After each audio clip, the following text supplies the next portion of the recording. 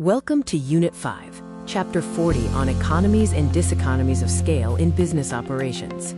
The drive for business growth involves expanding the scale of operations to stay competitive and achieve efficiency gains, where average costs per unit fall.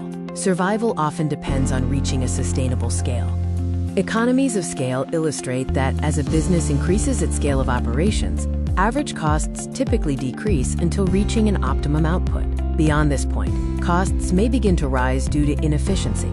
Internal economies of scale are cost benefits an individual firm gains as it grows. Purchasing economies allow large firms to negotiate cheaper rates in bulk.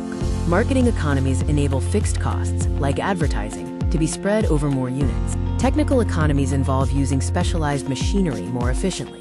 Financial economies grant large firms access to cheaper loans and diverse funding sources, as banks consider them lower risk.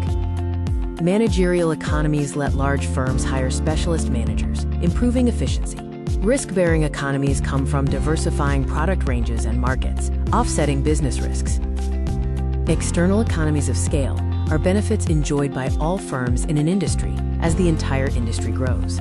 These include a pool of skilled labor, improved infrastructure, and access to ancillary services, like those in Silicon Valley.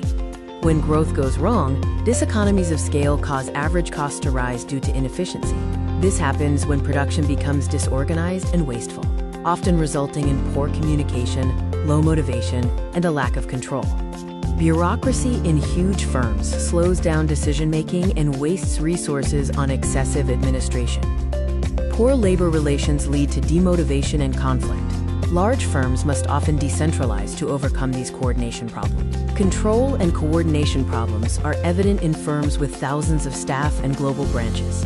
Managing such scale is demanding, increasing supervision costs, and widening the management's span of control to an inefficient degree.